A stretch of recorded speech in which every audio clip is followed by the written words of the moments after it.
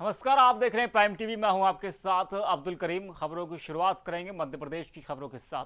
पूर्व पीएम भारत रत्न अटल बिहारी वाजपेयी की जयंती पर भाजपा नगर मंडल के सदस्यों ने उनकी प्रतिमा पर माल्यार्पण किया।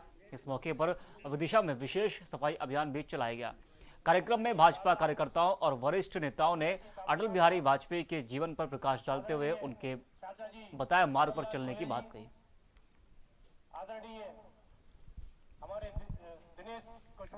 यशस्वी पूर्व प्रधानमंत्री और भारतीय जनता पार्टी के मार्गदर्शक रहे आदरणीय अटल बिहारी वाजपेयी जी की जन्म जयंती के अवसर पर भारतीय जनता पार्टी विदिशा नगर मंडल द्वारा यहाँ पर कार्यक्रम आयोजित किया गया। उनके श्री चरणों में पुष्पांजलि अर्पित की गई है।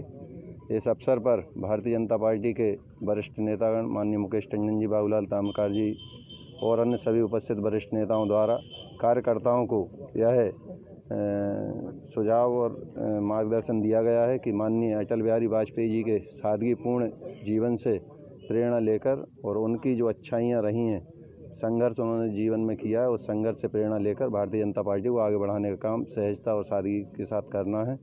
और इसी के साथ ही पूरे भारतीय जनता पार्टी परिवार द्वारा उन्हें पुष्पांजलि अर्पित की गई। श्रद्धेय अटल जी का जन्म दिवस पूरे हर्षोल्लास के साथ पूरे देश में मनाया जा रहा है। विदिशा शहर में भी आज उनकी प्रतिमा पर माल्यार्पण करके भारतीय जनता पार्टी के सभी कार्यकर्ताओं ने उनके जन्मदिन को सुशासन दिवस के रूप में सरकार जो मनाती है उसको मनाने का काम किया है। स्वच्छता की दृष्टि से पिछड़े वर्ग प्रकोष्ठ द्वारा भी सफाई अभियान आज से प्रारंभ किया है। आज अटल जी का जो संपूर्ण जीवन है वो ऐसा व्यक्तित्व है जिससे बहुत कुछ सीखने को मिलता है। और आज के दिन भारतीय जनता पार्टी के कार्यकर्ता ये संकल्प लेते हैं कि उनके बताए हुए रास्ते पर चलकर राजनीति को स्वच्छता का जो उनका संदेश था राजनीति में, उसी रास्ते पर चलने का भारतीय जनता पार्टी कार्यकर्ताओं ने संकल्प किया। अटल बिहारी वाजपेयी के जन्मदिवस पर भाजपा मंडल अध्यक्ष ने उन्हें याद करते हुए श्रद्धांजलि अर्पित की। मंडल अध्यक्ष नौगोशाला में गौमाता की सेवा करते हुए जन्मदिवस को मनाया। इस अवसर पर मौजूद पूर्व राज्य मंत्री सुल्तान सिंह शेखावत सहित कई लोग मौके पर मौजूद रहे। गौशाला मंडल समिति के भी कई लोग मौके पर मौजूद रहे।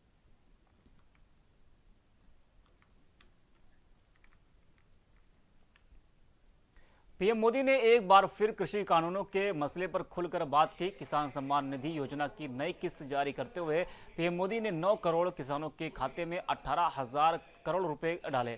इसके अलावा कृषि कानून को लेकर जारी आंदोलन के मुद्दे पर विपक्ष को जमकर लताड़ लगाई। पोरस में इस कार्यक्रम के समय पूर्व विधायक, किसान नेता सहित कई लोग मौके पर मौजूद रहे।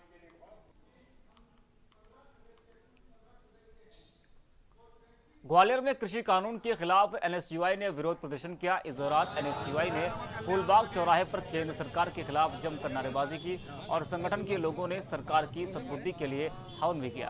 और हवन करते हुए लोगों ने सरकार से अपील की कि वो काले कानून को वापस ले।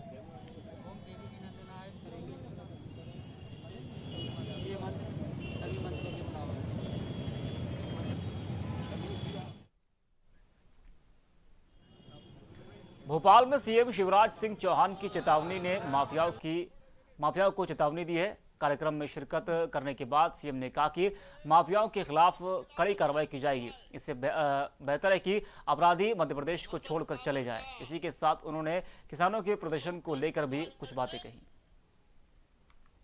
कहीं अवैध कब्जा कर लिया, कहीं भवन तान दिए, कहीं ड्रग माफिया।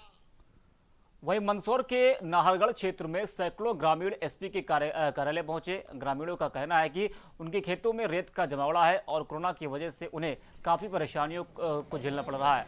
लॉकडाउन की वजह से ठप पड़े रोजगार को दोबारा से शुरू कराने के लिए लोगों ने मांग की।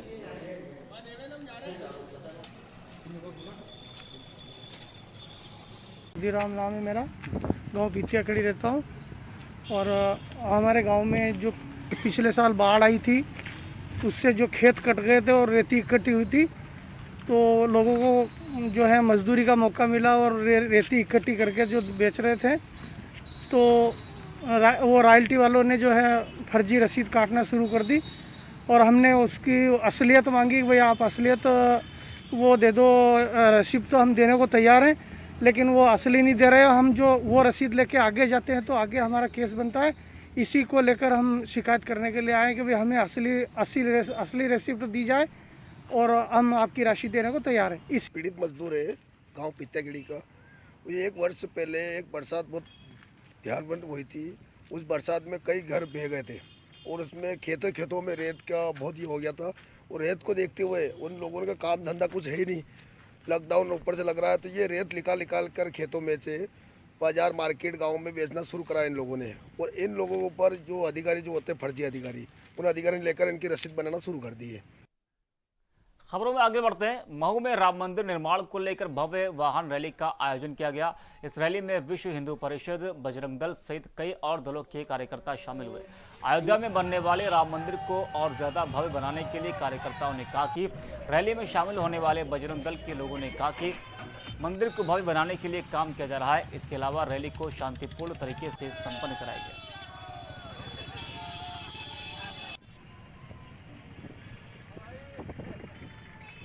राम जन्मभूमि तीर्थ क्षेत्र अभियान को लेकर के पूरे मालवा प्रांत में राम मंदिर भव्य निर्माण को लेकर संचक्रा के लिए आयोजन शुरू हो गए।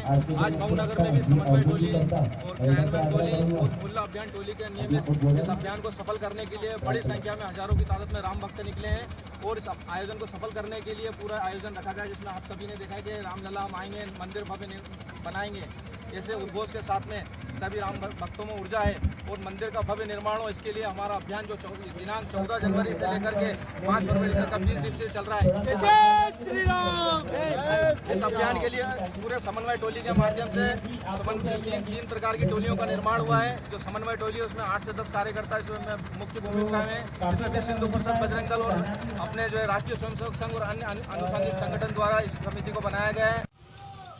ग्वालियर के मुरार मार्ग पर हिंदू महासभा की ओर से डीजे के साथ रैली निकाली गई। हजारों की संख्या में लोग इस रैली में शामिल हुए। हिंदू संस्था के अधिकारी और कार्यकर्ताओं ने अपना पूरा समर्थन रैली को दिया। कई इलाकों से होते हुए रैली निकाली गई।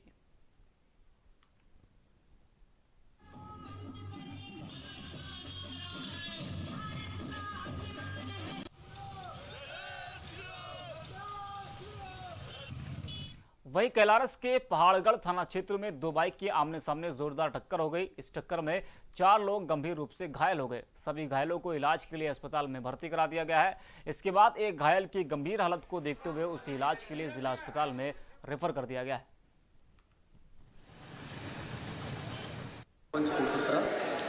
आज 2 बाइकों में एक्सीडेंट हुआ, जिससे 4 लोग गंभीर रूप से घायल हुए, जिनमें 3 तो रेफर किया जा रहा है मुरैना और 1 का यही उपचार हो रहा है उप स्वास्थ्य केंद्र कैलारस में। मुरैना के कैलारस इलाके में अज्ञात गाड़ी की टक्कर में एक युवक की मौत हो गई। राहगीरों की सूचना पर पुलिस की टीम घटनास्थल पर पहुंच गई। मृतक के परिजनों की शिकायत को सुनते हुए पुलिस ने कार्रवाई का आश्वासन दे दिया है। फिलहाल पुलिस ने शव को कब्जे में लेकर पोस्टमार्टम के लिए भेज दिया है। मेरा एक छोटा भाई है, सवेरे मजदूरी के लिए जाता था तो घर से 5 बजे निकला और मुझे पता चला बाद में कि तेरे भाई से कोई घटना हुई है। तो मैं वहाँ समय जगह पर पहुँचा तो मेरे को मृतक मिला। किसी अज्ञात वाहन ने उसको टक्कर मार दी थी। मैं उसको लेकर हॉस्पिटल पीएम के लिए आया। उज्जैन में रामघाट पर शिप्रा नदी का दुग्धाभिषेक कर अखिल भारतीय युवा ब्राह्मण समाज ने मदन मोहन मालवीय व अटल बिहारी वाजपेयी की जन्मतिथि मनाई। यहां ब्राह्मण समाज के प्रतिनिधि ने दोनों ही महान लोगों के बारे में बात की। इसके बाद पुजारियों ने पूरे विधि विधान से नदी में पूजा किया। मंत्रोच्चारण के साथ शिप्रा नदी में फूल भी अर्पित किए गए।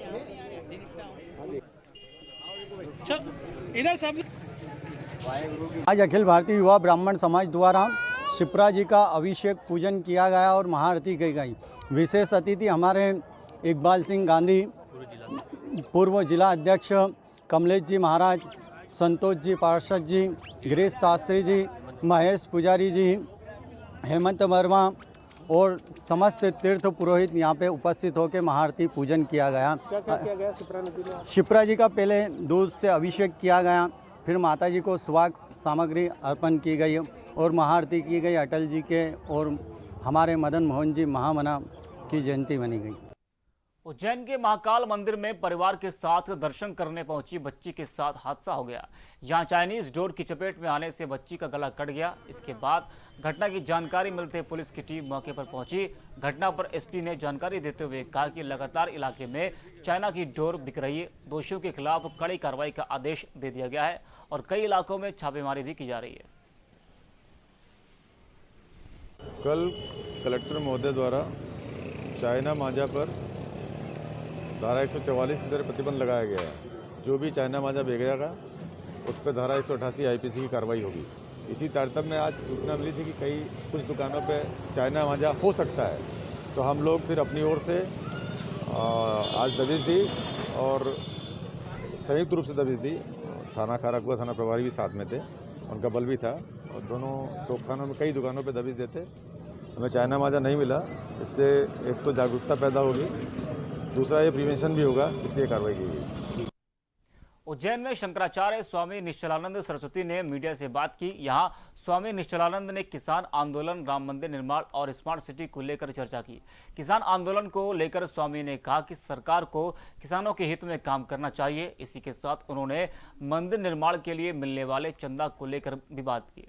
स्वामी ने यह भी कहा कि महाकाल मंदिर क्षेत्र में खुदाई के दौरान निकले प्राचीन मंदिर के अवशेष पर कहा कि धार्मिक क्षेत्र में शासन हस्तक्षेप न करे।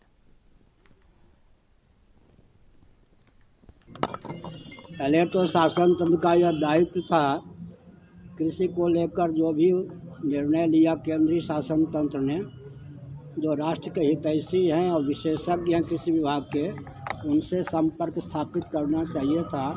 होता क्या है, दो चार राजनेता मिल करके निर्णय ले लेते हैं, बाद में वो व्यक्तित्व का प्रश्न बना लेते हैं। दूसरी ओर बात यह है कि कृषि गौरक्ष वाणिज्यम गोवंश का अनादर कृषि क्षेत्र में भी है। गोबर आदि का उपयोग नहीं है। वाणिज्य में क्या हो गया, गोवंश का मांस, गोवंश का संरक्षण नहीं है। बीज की कड़ी है। गीता के 18वें अध्याय के अनुसार गौरक्ष, किसानों ने भी और वाणिज्य व्यापारियों ने भी गोवंश की उपेक्षा कर दी।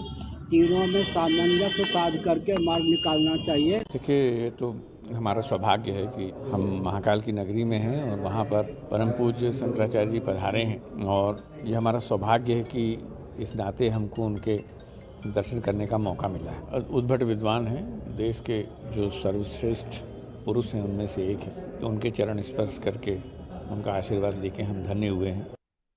दतिया में नेशनल हाईवे के पास एक ट्रक चालक ने लापरवाही दिखाते हुए सड़क किनारे खड़ी गाड़ी में टक्कर मार दी। इस टक्कर में ट्रक चालक की मौके पर ही मौत हो गई। इसके बाद राहगीरों ने चालक के शव को बाहर निकलवाया और पुलिस अधिकारियों को भी घटना के बारे में सूचित किया।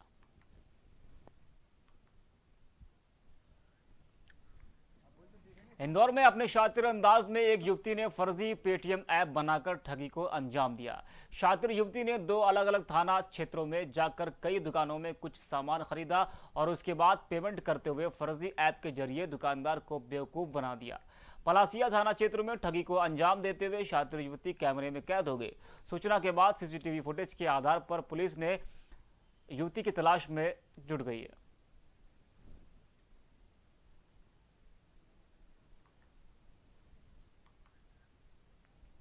वहीं डबरा के सिटी थाना क्षेत्र में पुराने लेन देन को लेकर 2 पक्षों में जमकर मारपीट हुई। दोनों पक्षों ने मारपीट के समय खूब हंगामा किया। मारपीट का वीडियो सोशल मीडिया पर काफी तेजी से वायरल हो रहा है। वायरल वीडियो की भनक लगते ही पुलिस की टीम भी मौके पर पहुंची और पुलिस ने सूचना के आधार पर कार्रवाई शुरू कर दी है।